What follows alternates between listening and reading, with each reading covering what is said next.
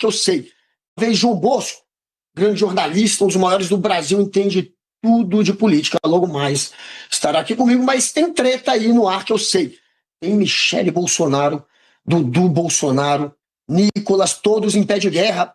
É isso que está acontecendo. Eu sei que tem briga. Eu adoro uma confusão. Peguem a pipoca. Coloca aí. Alice, nossa querida produtora. Parece que tem vídeo do Nicolas reclamando do Eduardo Bolsonaro e vice-versa. Solta o que você quiser primeiro e vamos pegar a pipoca e acompanhar a treta. E eu fui atacado injustamente. E diante das situações, né, que estão acontecendo, nós temos o pai dele preso, sofrendo dificuldades de saúde. Você tem as pessoas do dia 8 presas e precisando da derrubada do veto da dosimetria. Você tem o STF envolvido em diversos escândalos. Você tem o Lula literalmente fazendo de tudo para poder destruir esse país. E a prioridade é nos atacar. Então isso diz muito mais sobre ele do que a mim. E assim, bater em mim eu já estou acostumado. Já tem mais de 3 anos que eles estão aí nessa saga. Mas, sabe, deixa a Michele viver o calvário dela. Ela, acima de tudo, é uma esposa. Ela é uma mãe que tem que cuidar de uma filha, que está vindo aqui todos os dias preparando alimento para o marido dela, de 70 anos, que está preso injustamente. Então eu acho que o Eduardo não está bem. E eu realmente faço questão de não perder meu tempo com essas divergências, porque eu acredito que a gente tem um Brasil para salvar. Eu acho que só nessa resposta aí o Nicolas perdeu pelo menos 3 minutos, perdeu um pouquinho do tempo dele respondendo ao Eduardo Bolsonaro. Você vê que o clima não está muito bacana. Ele disse que Dudu não está muito bem, não está muito legal, não está passando por uma fase muito boa, como se tivesse lelé da cuca. Pela primeira vez eu concordo com o Nicolas. Agora vamos ouvir Eduardo Bolsonaro, porque é pau dos dois lados. Nicolas e Michele estão jogando o mesmo jogo, né? Você vê que um lado a lado compartilha o outro e se apoia o outro na rede social, só estão com uma amnésia aí, talvez, né? Não sei por qual motivo. A melhor pergunta é perguntar a eles, eu não quero gerar mais polêmica, mas eu acho que todo mundo está vendo o que está acontecendo, né? O Nicolas está no seu primeiro mandato de deputado federal e é muito simples, né? Tanto ele, até a Michele que não tem mandato, é muito simples você enxergar o cenário. A eleição está polarizada. Vai ser Flávio Bolsonaro contra Lula. Você não precisa sentar com Flávio Bolsonaro para ver o que o Flávio Bolsonaro tem a propor, né, para qualquer área que for, para você embarcar. Mas a Michele também sofre dessa amnésia? Com certeza, né? Eu não estou vendo ela apoiar o Flávio Bolsonaro.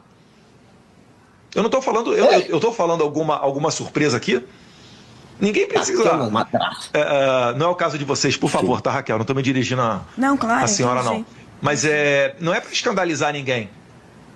Eu, pelo menos, não vi nenhum apoio da Michele, nem um post a favor do Flávio. Ela compartilha o Nicolas a toda hora. Não sei o que está faltando. Tem que ser uma pergunta a ser feita para ela. Ei, Dudu, batendo na madraça, que coisa feia, essa família desunida. A Michele nunca se deu bem com os filhos do Bolsonaro, né? A gente sabe disso. Inclusive, uma vez ela colocou o Carluxo para fora do Palácio da Alvorada. Ela chegou, ele estava lá, combinada que ela, quando estivesse, ele não poderia estar, e ele foi posto para fora. A relação não é boa, e é claro que Michele não queria Flávio Bolsonaro como candidato a presidente. Ela preferia Tarcísio, quem sabe, numa chapa até com ela, de vice, ou ela como o nome da chapa e ele de vice, mas o que seria mais improvável. Só que o sonho de Michele, claro, não era Flávio Bolsonaro. A gente lembra, inclusive, que teve uma treta entre Michele Bolsonaro e os filhos por conta do apoio do PL ao Ciro Gomes lá no Ceará. Ela se colocou contra essa aliança e venceu essa briga. No final, a aliança foi suspensa e Michele, pelo menos por 24 horas, parecia a grande vencedora. Porém, 24 horas depois veio Flávio Bolsonaro todo pimpão, após uma suposta conversa com o Bolsonaro lá na Polícia Federal, antes dele ir para Papudinha. E aí Flavinho se colocou como o candidato do papai. Disse que ele é que tinha a bênção do pai.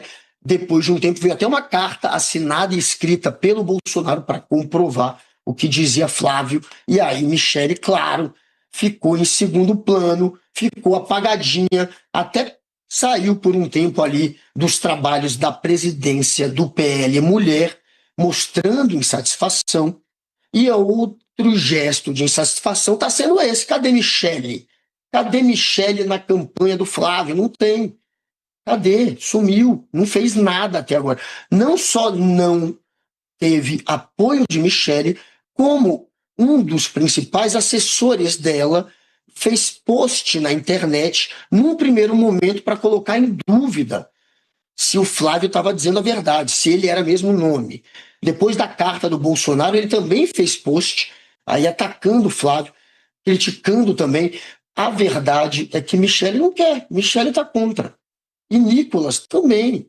Nicolas virou alvo dos bolsonaristas. É outro que está ali, segundo Carluxo, segundo Dudu, pensando, quem sabe, em virar o grande nome da extrema-direita, apagando, ofuscando o papai deles que está na papudinha e que com o tempo será cada vez mais esquecido. Ele não vai ter uma agenda pública que o faça com que a imprensa tenha que colocá-lo nas manchetes, então logo mais Bolsonaro vai aos poucos, pode demorar, mas ele vai começar a apagar, não é isso, meu querido Bosco? Você viu aí a briga, hein, Bosco? Dudu e Nicolas.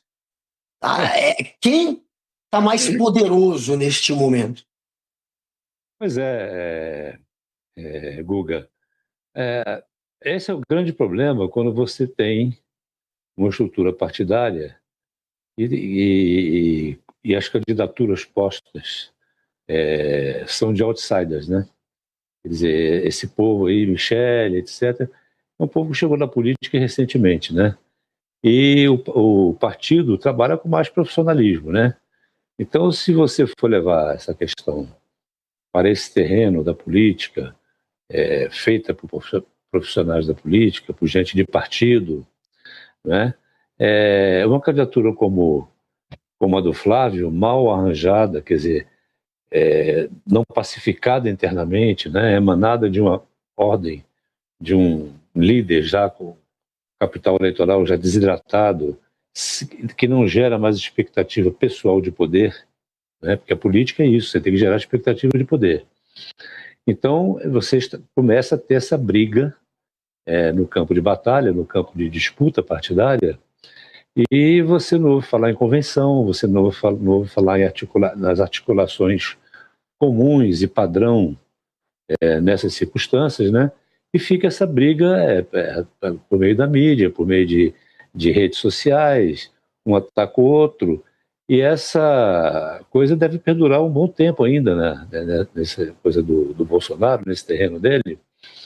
Agora, de outro lado, isso também mantém a visibilidade da candidatura, né? Quer dizer, enquanto eles brigam,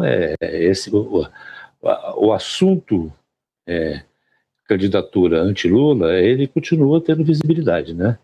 No momento em que a campanha não começou ainda, mas isso vai dando um elo, alguma nitidez, né? Vai mantendo esse assunto na pauta, né? Sendo amanhã Flávio ou sendo amanhã Tarcísio, esse período sustenta um pouco esse suspense, essa expectativa também movimenta, né, o campo, quer dizer, manter os eleitores atentos, os eleitores deles a isso, né? Mas não pode ser uma coisa que demore muito tempo, porque senão começa a causar prejuízo. Porque você veja bem, é preciso que eles definam um candidato, qual será a candidatura, para chegar, porque o alvo é o segundo turno, né? O primeiro turno é uma coisa que você pode entrar até com 3, 4 candidatos de outros partidos, não da mesma legenda, evidente, mas essa é a estratégia para chegar ao segundo turno. É no segundo turno que você vai ter que ter uma unidade em torno de um só, né? Então, nessa primeira fase agora, eles ainda estão disputando quem poderá ser o candidato do PL, né? O candidato do Bolsonaro à presidência da República. É evidente que, do ponto de vista partidário, as estruturas partidárias preferem aquilo que tem mais solidez, né? Porque eu acho que qualquer um que usar o nome do Bolsonaro, que for uma candidatura da direita e da extrema-direita com apoio bolsonarista, vai crescer. Então, o vereador Tarcísio de Freitas tem a preferência do partido para isso, né? Une mais o partido, né?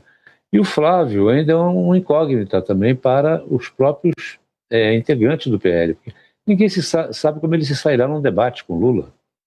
É uma incógnita, ele pode se sair bem, mas a probabilidade, pela inexperiência dele nisso, é de que ele se saia muito mal no debate com Lula. Isso também é temido no partido, né? No passado, ele, quando participou de debates, ele não foi bem, segundo o histórico que o próprio PL tem. Então, esse temor é um temor que pode oferecer muita resistência à candidatura dele, porque é no debate que as coisas se definem, né? Um debate mal sucedido, uma eleição disputada e polarizada como essa, pode ser definidor.